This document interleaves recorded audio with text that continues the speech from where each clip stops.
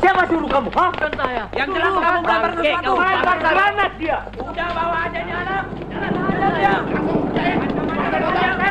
Dia harus buka mulut. Kalau tidak kita sobek mulutnya. Orangnya tidak meyakinkan. Malah bahaya. Bukan saya. Ajar aja. Mana dia?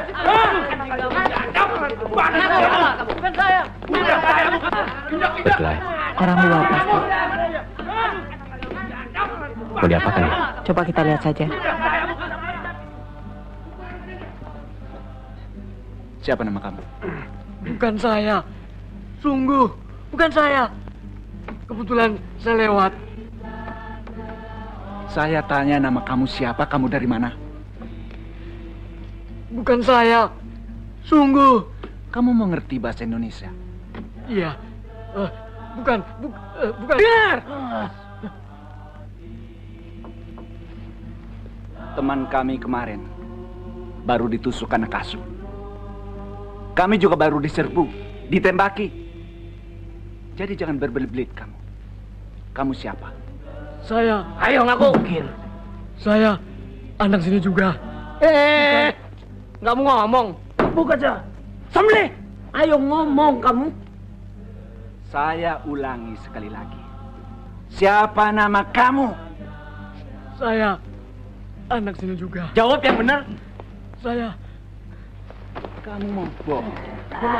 Siapa kamu? Ayo jawab. Kamu disuruh siapa? Siapa yang menyuruh kamu? Ayo jawab. Tanyakan di mana Ayo buang jawab. granat tadi. Ikat kamu. Ngaku. Kamu mau meledakkan tempat ini, ha? Kamu tidak mau bicara. Apa tujuan kamu kemari? Siapa yang menyuruh kamu? Ayo jawab. Jawab. Pingsan benaran nih. Dari ormas mana? Ngaku. Jawab. Ngaku. Sudah. Kamu mau meledakkan tempat ini, ha? Barkah. Kamu mau meledakkan tempat ini, ha? Ngaku bangsa. Hentikan, Barkah. Hentikan. Jangan diam saja. Bawa cepetan ke ruang kesehatan. Alah. Pura-pura. Bohong.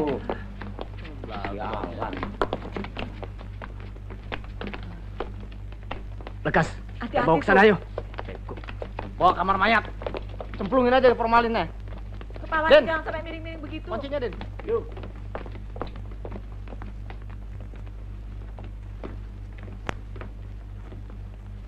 Mau kamu bunuh anak itu? Saya bukan tukang jagal.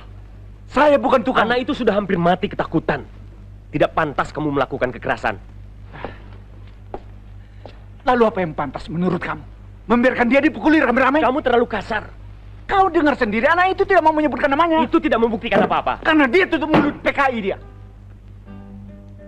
Han, kamu pikir saya ini orang kejam? Saya tidak tahu. Saya hanya heran tiba-tiba saya tidak mengenal kamu lagi. Kamu total berubah. Juga yang lain. Sudah berbulan-bulan saya tidak pernah lagi berada di kampus ini. Kalau tidak karena pergolakan-pergolakan ini, barangkali seumur hidup saya tidak akan pernah lagi masuk di ruangan ini. Kamu tidak tahu bagaimana rasanya diusir dari ruang kuliah. Tidak diizinkan mengikuti kegiatan akademis hanya karena berbeda dengan yang berkuasa.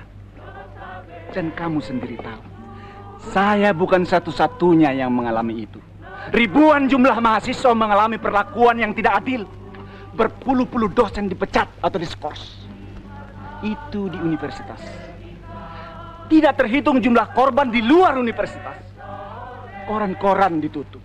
Pegawai dipecat. Pengarang-pengarang. Seniman-seniman. Dan banyak lagi tokoh-tokoh masyarakat diganyang, dikejar-kejar. Satu-satunya kesalahan hanya karena mereka tidak sudi menjilat dan bilang ya kepada penguasa. Itu yang harus kita lawan sekarang. Tapi kamu menggunakan kesempatan ini untuk membalas dendam. Kita ini dalam perang sekarang. Tidak sadar kamu? Begitu juga tentang Tauhid. Tauhid? Saya tidak punya dendam pribadi kepada Tauhid. Sekalipun belakangan saya tahu dia punya andil sehingga saya diskors. Tapi dalam keadaan sekarang, Tauhid mewakili kekuatan musuh. Kan ada Aida, dia tahu. Dia Yoyo yang jaga. Kalian atur deh. Bagaimana anak itu? Rupanya dia memang punya penyakit. Sekarang diopname di ruang belakang. Kak, Saya kira itu saya harus granatnya pulang. ketemu. Nah, gile juga tuh anak. Apa Bar, bilang? pergi dulu. Beberapa kawan minta kita berkumpul sebentar di aula. Ayo, main. Ah, kan tadi udah satu.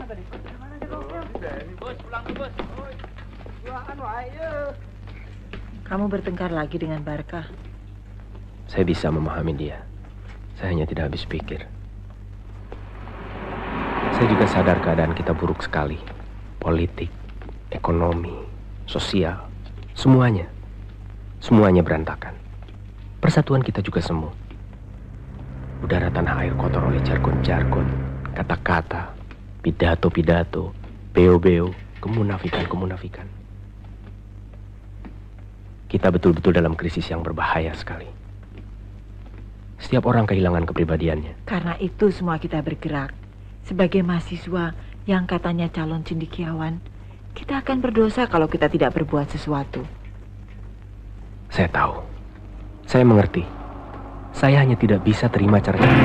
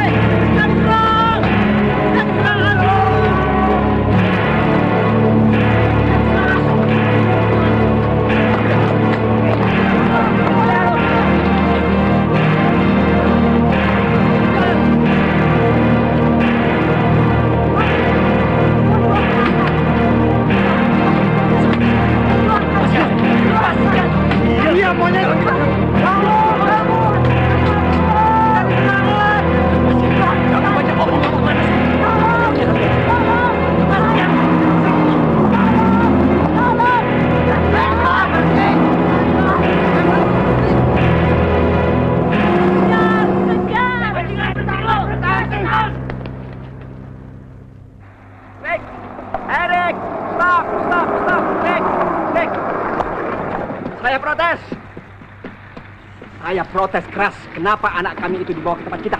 Markasnya Rudi kehilangan 2 orang. Dan ada yang melihat mereka diculik anak-anak UI. Jadi kita ambil saja kedua orang ini untuk dipertukarkan. Dan saya minta, jangan bawa soal persahabatan. Loh, ini prinsip. saya hanya protes. Ini revolusi. Kenapa anak kami itu dibawa ke tempat kita? Untuk sementara. Nanti kita kirim ke markas Rudi. Berdi, buka pagar. Kita kan sudah sepakat tidak boleh ada orang lain yang tahu tempat kita ini. Celaka kalau musuh sampai tahu. Kalau begitu, tawanan ini tidak akan kita bawa kemana-mana. Mereka akan tetap di sini sampai tujuan kita nanti berhasil.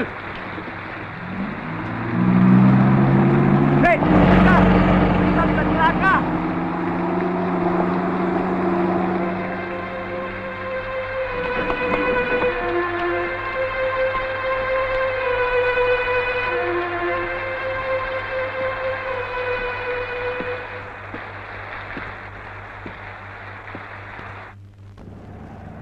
Saya tidak habis pikir kenapa semua ini bisa terjadi.